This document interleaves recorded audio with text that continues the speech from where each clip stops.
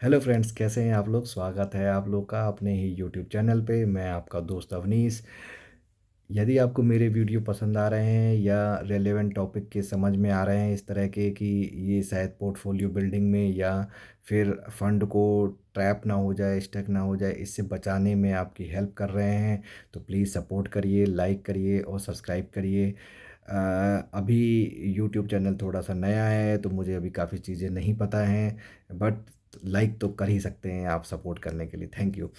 आज हम बात करेंगे एनालॉजी में, जिसकी रियल इस्टेट की एनालॉजी और स्टॉक एक्सचेंज की एनालॉजी में थोड़ा सा कोरिलेशन है।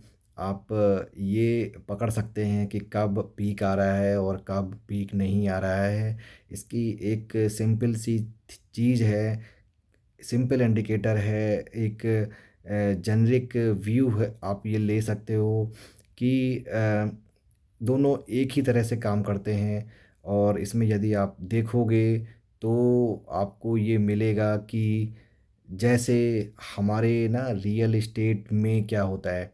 रियल एस्टेट में जब बिल्डर के प्रोजेक्ट की लॉन्च जल्दी जल्दी आने लगे, नए प्रोजेक्ट की, तो आप ये समझो कि बिल्डर अपना माल सही जगह बेचना चाहता है और उसको पता है कि अभी इस समय इस प्रोडक्ट को लॉन्च करने में ही उसको सबसे ज़्यादा रेट मिल पाएगा।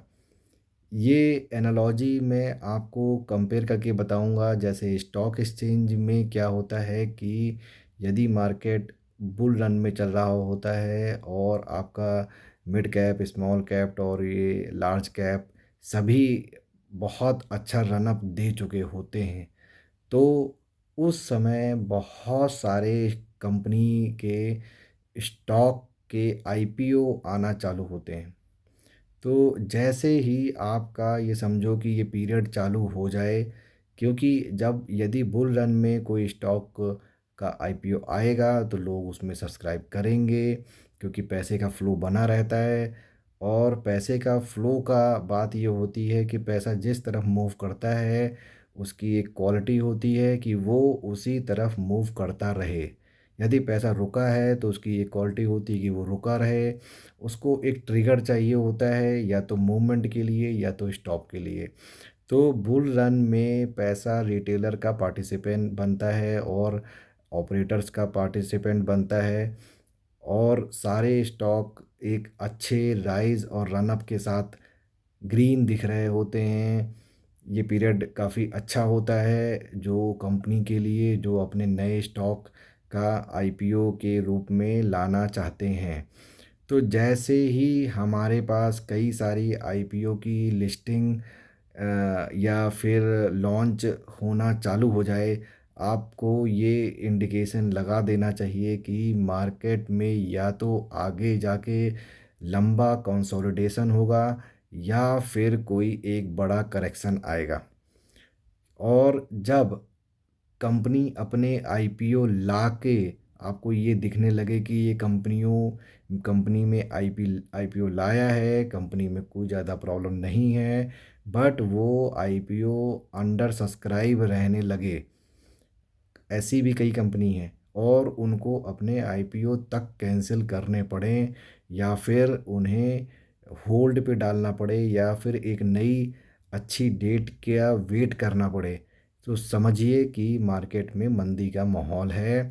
अभी उस समय जब अच्छे स्टॉक ही कम रेट पे मिल रहे हैं, कोर प्रीमियम सेक्टर के स्टॉक, बड़े बड़े दिग्गज के स्टॉक कम रेट पे मिल रहे हों, तो आदमी या लोग रिटेलर वो अपने पैसे को आईपीओ में थोड़े मार्जिन के लिए क्यों लगाएगा।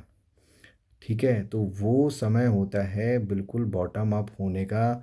आप समझ लेना कि ये बॉटम अप आ गया है, बॉटम आ गया है इसका, या नियर बॉटम है। आप वहाँ से अपना एक्युमुलेशन कर सकते हो। अदरवाइज़ आपका पैसा जो है वो ट्रैप में फंस सकता है। वेट करना ही एक अच्छा डिसीजन है। हमें हमेशा बताया गया है या हमेशा हम लोगों ने खुद भी देखा है, ये एक साइक्लिक टाइमर पे चलता है। 5-6 साल की साइकिल होती है, 3 साल, 4 साल, 5 साल की साइकिल होती है। रन अप हमेशा 1-2 साल में आता है और उसके बाद वो कंसोलिडेशन फेज़ या फिर डाउन ट्रेंड में 3 या 4 साल के लिए चलता है। ये ऐसे करते करते फिर नेक्स्ट साइकिल आएगी, वो उससे फिर वो उसका जो हाई होगा वो न्यू हाईज़ पे जाएगा, और जो इसका डाउन ट्रेंड होगा वो लास्ट डाउन ट्रेंड के लो से ऊपर ही रहता है वो। तो इस तरह से हम ये देखते हैं कि जैसे रियल एस्टेट में है, और आपके बहुत सारे बिल्डर, बड़े बड़े नामी गिरामी बिल्डर जो होते हैं, उनके पास जो प्रोजेक्ट होते हैं, वो क्यों नहीं एक रेगुलर फ्रिक्वेंसी पे लॉन्च करते हैं? वो कभी ऐसा नहीं करते। वो हमेशा चाहते हैं कि उनकी प्रॉपर्टी एकदम पीक रेट पे निकले, और पीक रेट भी वही सेट करते हैं अपनी प्रॉपर्टी के रेट को रेगुलर इंटरवल में प्राइस को इंक्रीज़ करके, वही इंक्रीज़ करके ऐसा क्राइसिस सिनेरियो डेवलप कराते हैं कि लोगों को लगता है कि अब नहीं खरीदा तो फिर कभी नहीं खरीद पाएगा। तो ये जो छूटे जाने की एक प्रवृत्ति यदि इंसान के अंदर पैदा हो गई, तो वो जाके उस ट्रैप में फँस जाता है। इसलिए इस साइकोलॉजी को पकड़ के चलिए कि कहीं कुछ छूटा नहीं जा रहा है, सिर्फ़ हमारी साँसें चल रही हैं, वही इम्पोर्टेंट है। यदि हम अपनी साँस को दोबारा खींचने के लायक हैं, तो हमारी लाइफ़ में सबसे ज़्यादा इम्पोर्टेंट वही है, उससे ज़्यादा इम्पोर्टेंट इस लाइफ़ में और कुछ नहीं है। तो सब रेट मिल जाएँगे। यदि आपको किसी बिल्डर का प्राइस आज एक्स कोट हो रहा है, सपोज़ करो 10,000 रुपीज़ पर स्क्वायर फीट का, और यदि 5 साल बाद भी इसका रेट आपको 11,000 या 12,000 के रेट पे मिले वही प्रॉपर्टी, तो कोई लॉस नहीं है आपका, आपको बल्कि वो सस्ते रेट में ही मिला है, क्योंकि इंडेक्सेशन यदि आप उसमें लगाओगे या इन्फ्लेशन उसमें आप जोड़ोगे, तो वो एक्चुअल प्राइस आपका 6,000 7,000 के आसपास ही बैठेगा। तो कुल मिला के क्या है कि ये एनालॉजी का टाइम है, आप देखो तो एनालॉजी यही है कि लोग आजकल कह रहे हैं कि रियल एस्टेट सेक्टर अभी आगे और चलेगा, मगर वो चलेगा किस कैटेगरी का, ये नहीं पता किसी को। चलता है, आप ये देखो कि जो चीज़ किसी सेक्टर में किसी बिल्डर ने लॉन्च करी है वो किस कैटेगरी की है, ए कैटेगरी के एक सब्सक्राइबर को कस्टमर को डील करने के लिए है, कि बी कैटेगरी के कस्टमर को डील करने के लिए है, कि सी कैटेगरी के कस्टमर को डील करने के लिए है। ए कैटेगरी का जो कस्टमर होता है वो बहुत प्रीमियम होता है, उसकी जो फ्लैट की जो प्राइसिंग होती है वो 2 करोड़, 3 करोड़, 4 करोड़, 5 करोड़ उससे ऊपर वाली होती है। इसमें पैसा बहुत कम हो ऐसा होता है जो सैलरीड एम्प्लॉयड होता है। ये एक ग्रुपिंग के थ्रू लगाया जाता है पैसा, और इसमें मोस्टली इन्वेस्टर होता है, और वो इन्वेस्टर अपना पैसा कहीं सेटल करना चाहता है, इसलिए उसे वो प्रॉपर्टी में पैसा लगाता है। बी कैटेगरी का जो कस्टमर है वो मिडिल क्लास वाला होता है, वो सैलरीड एम्प्लॉयड होता है, छोटा बिजनेसमैन होता है, उसको अपने एंड यूज़ के लिए ही पैसा लगाना होता है। उसके अंडर आपकी प्रॉपर्टी 1.2 और 1.5 सीआर से नीचे की रहती है, 80 लैक्स के अंडर की आ जाएगी। ये मैं नॉर्मली एनसीआर की बात कर रहा हूँ, बाकी सेक्टर का इसी हिसाब से रेट चेंज हो जाता है। और सी कैटेगरी का जो कस्टमर है जो कि बिल्कुल अफोर्डेबल वाले होते हैं, उनकी डिमांड हमेशा बनी रहती है, उसका मार्केट फॉल बहुत कम होता है। उस पे मार्केट फॉल इसलिए बहुत कम होता है क्योंकि वो एक स्लो मूविंग सेक्टर है, स्लो मूविंग सेगमेंट होता है। उसमें आपका प्रोजेक्ट धीरे धीरे चलता है और इसकी लिमिटेड इन्वेंट्री आती है और रेगुलर आती रहती है, इसलिए कस्टमर को कोई रेस लगाने की ज़रूरत नहीं पड़ती है। सारी जो खेल आप लोगों का लिए जो चलाया जाता है वो सैलरीड एम्प्लॉयड के लिए चलाया जाता है, क्योंकि सैलरीड एम्प्लॉयड सबसे पहले लोन लेने के लिए भागता है, और वो लोन लेकर ही उन प्रॉपर्टी को एक्वायर कर सकता है, परचेज़ कर सकता है। तो ये पूरा नेक्सस बैंक और बिल्डर, और आप कहो कि इसमें रिटेलर खुद भी, मतलब जो बायर है वो खुद भी उसमें इन्वॉल्व होता है। उसको लगता है, उसको एक ऐसा ड्रीम दिखाया जाता है कि यदि उसने आज ये प्रोजेक्ट नहीं लिया तो वो कभी नहीं ले पाएगा। और ऐसा कुछ भी नहीं है। बहुत सारी प्रोजेक्ट हैं जो अभी लास्ट गुड़गांव या नोएडा जैसे शहर में, सिटी में, यहाँ पर आप देखोगे तो 2010 से लेकर 13-14 के एज में बहुत सारे सेक्टर, बहुत सारे रिटेलर्स आए और उन्होंने अपना लॉन्चिंग की। लॉन्चिंग करने के बाद आप देखोगे कि उसमें से कई सारे बिल्डर की जो अभी तक पोजीशन नहीं हो पाया है, इवन 10 ईयर के बाद भी। और कई सारे बिल्डर तो मतलब जीरो ही हो गए हैं, ख़त्म ही हो गए हैं।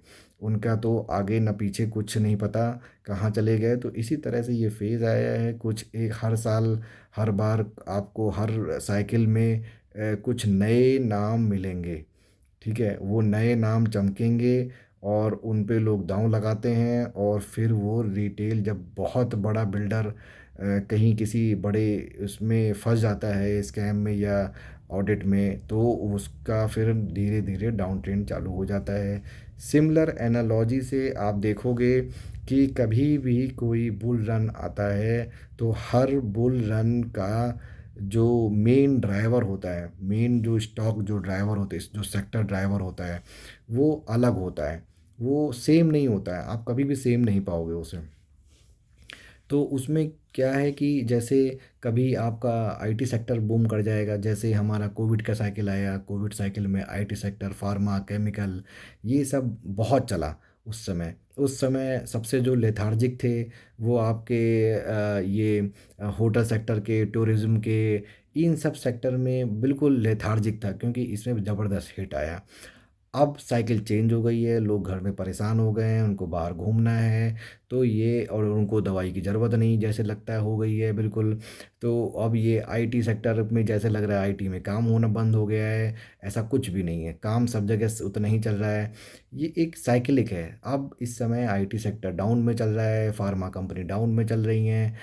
मतलब डाउन का मतलब ये नहीं कि डाउन चल रही हैं, वो एवरेज चल रही हैं, उसमें कोई ग्रोथ नहीं है। बट बूम क्या आया? बूम आया है आपका होटल सेगमेंट में, टूरिज़्म सेगमेंट में। और आप लोगों को घूमना है, अम्यूज़मेंट में जाना है, फ्लाइट में जाना है, तो ये एयरलाइंस वाले जो स्टॉक हैं इनमें बूम है। तो ट्रांसपोर्ट का बूम है, लोगों को अपनी गाड़ियों में घूमने जाना है, ऑटो इंडस्ट्री में बूम है।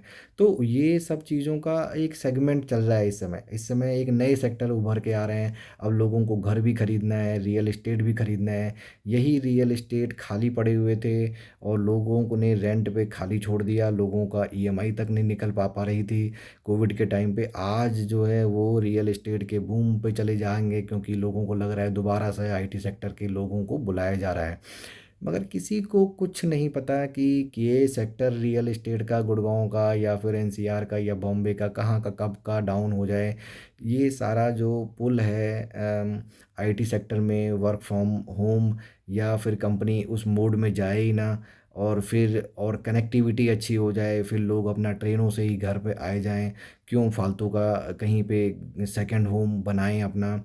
तो ये सब चीज़ें आप लोग को एक एक चेन के सीरीज़ में देखने को मिलेगी। और आप लोग देखोगे कि इसमें जो है ना कहीं को रिलेशन रहता है। तो हमें हमेशा हर सिचुएशन के लिए तैयार रहना पड़ता है। किसी को नहीं पता कि कल को ग्राउंड के नीचे कौन सी एक्टिविटी हो जाए, या फिर हमें कैसे बने तो हम लोगों के अंदर एक नया फियर डेवलप हो जाए।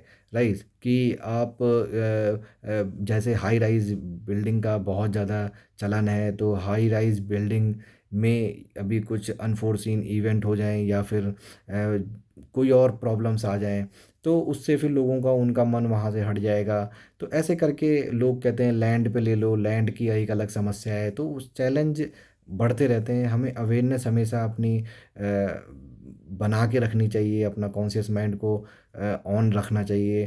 तभी हमारा पोर्टफोलियो बन पाएगा और हमें कॉशियसली अपने पैसे को एलोकेट करना चाहिए इन फंड की तरफ। आई थिंक मैं अपनी बात को समझा पाया हूँ कि एनालॉजी कैसी है, जब बहुत सारे आईपीओ आएँ और बहुत सारे प्रॉपर्टी के लॉन्च हों, तो समराइज़ करने के लिए ये है कि तब हमें लगना चाहिए कि मार्केट या मार्केट के जो जानकार हैं, जो दिग्गज हैं, वो ये जानते हैं कि मार्केट में पैसा लगाने का, लॉन्चिंग करने का, नई प्रॉपर्टी का ये राइट टाइम है। इसके बाद मार्केट डाउन ट्रेंड में जा सकती है।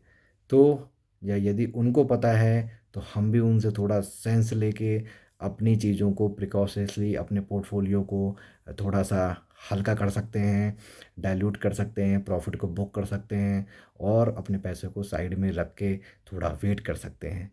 ठीक है?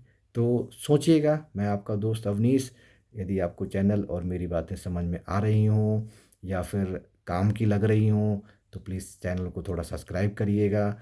Thank you so much.